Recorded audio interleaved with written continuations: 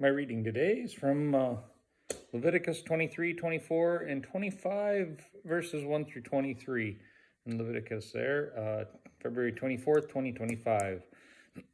Here we get the festivals, the Sabbath, the Passover, the unleavened bread, the first fruits of the harvest. We get the Festival of Trumpets, the Day of Atonement. On the Day of Atonement, you deny yourself, and we know that atonement is when judgment is paid for, that it's time to atone for the debt made.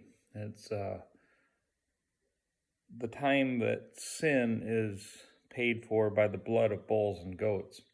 Now that Day of Atonement has come with Jesus, but in that Day of Atonement for the Israelites, they were told to deny themselves, no work, rest, and give a special offering during that Day of Atonement.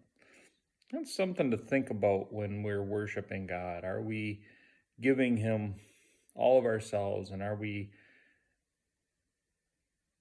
doing things out of obligation or out of pure reverence? God is the God, the creator of all things, and He gives us life and everything. I can't express how that should be, but we should be lifting Him up. You know, the Jews were given all these festivals and all these things to do in a certain way. We've got the Festival of Shelters, where 7 days they lived outside of their shelters. They went camping, right? But they made little tents, little shelters outside of their house. So yeah, to me, we call that camping. But they did that in reverence to God. When we go camping, and as a whole, as a general, it's not for a reverence. It's for a vacation, for a break, for not denying yourself. It's more for, I don't know, it's when I go out camping, it's been for enjoyment and different. But they're talking about camping with reverence for God. They're talking about 7 days to offer things to God that's different than the normal. I think there's something to be thought of with what the festivals did and what they were supposed to do. And I think the Pharisees and Sadducees started making it about making the specific actions in a specific way and following their rules for those festivals instead of reverence for the Creator, mighty God. We also get into pure oil and holy bread, and it was an expression of the eternal covenant. That's an interesting one. The eternal covenant, the references to that, and that makes me think that that's part of the reason Jesus said, "I am the bread of life," because He fulfilled that. There's no longer a need to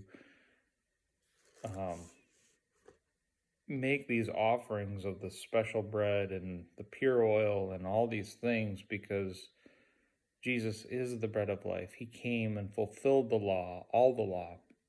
He didn't come to abolish it. He came to fulfill it and fulfill it to its completion. So Jesus is the bread of life. Then we get into the just punishments, where somebody had actually blasphemed God in the community, and they came to Moses. And Moses, what do we do? Jesus said, Moses said, we have to put him to death. And then he also went on to tell them that it'll be death to somebody who blasphemes God. There's death to somebody who kills somebody else. Then we get into the eye for an eye and a tooth for a tooth, and a live animal for a live animal, and that all kind of makes sense. But Jesus came and kind of turned this on their ear and turned it to a matter of the heart. What is the heart behind it? And how do we change people? How did Jesus change people? Did He come to kill the people? We see where He tells Peter on his when he's being arrested that I could call down legions of angels and kill everybody here if I wanted to. Put away the sword. Those who live by the sword will die by the sword.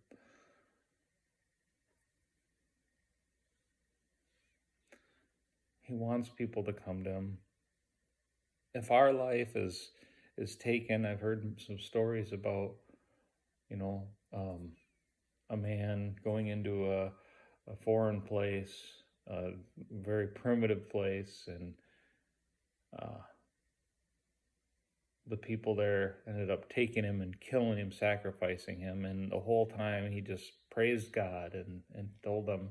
And after that, it was because of his actions and how that was handled that they turned from their wicked ways, and they said, "Well, this is the God we ought to be worshiping, not the God that we killed this man for." And they turned to God for that. Jesus makes a way where there is no way, and he turns hearts to the God of all creation. And that's the point of it, I guess. And then we get into the year of Jubilee. And there's a beautiful song. We're all celebrating the year of Jubilee, but do we fully understand what that means? The year of Jubilee in the Old Testament, it's an interesting concept of everything goes back. They don't plant anything. They don't harvest anything. Well, we got every seventh year, they don't plant or harvest anything. They save up for 6 years, and that's in the year of Jubilee. It tells us that whole section on that, 25, 8 through 23, that the land will produce plenty, that God will bless that 6th year, and that crops are to be stored up in that 6th year, and let the land rest in that 6th year, and let it come around, let it do. But in that, the action that the people have to take is resting and believing that and trusting that and saving up for that. Take action. The year of Jubilee, every 50 years, the land that was bought would return back to the original clan. So, what an interesting concept, right? But when land was sold, it was right here. It was said that that's the way they sold it, with that in mind. So it would be less valuable as it grew closer to the year of Jubilee. They'd have it for less time because it would revert back. So some interesting things, some cool things, but a lot of, I don't want to say forced reverence, but a lot of festivals and things that were designed to give reverence for the Almighty Creator God. And that's one thing I don't think we have with Jesus, is that we don't take the time. We take every Sunday to go to church, maybe. Some of us that follow God, that believe in the one true God, but the intent is that God is holy. He is so holy that we don't have to do all these things, but they did in order to be right with God. And are we giving God our full attention? Are we believing that He is the one true God and that He deserves our praise? He is worthy of our praise. That's what it says in Revelation. He is worthy of our praise. He is worthy. And that's what the angels sing around Him, that He is worthy. God, you are worthy. He is worthy of our praise. Are we reverent enough? Are we understanding enough? That's what I'm thinking. That's what's going through my head today. God is so good, and He gives us all things, and He created all things. Be reverent for God.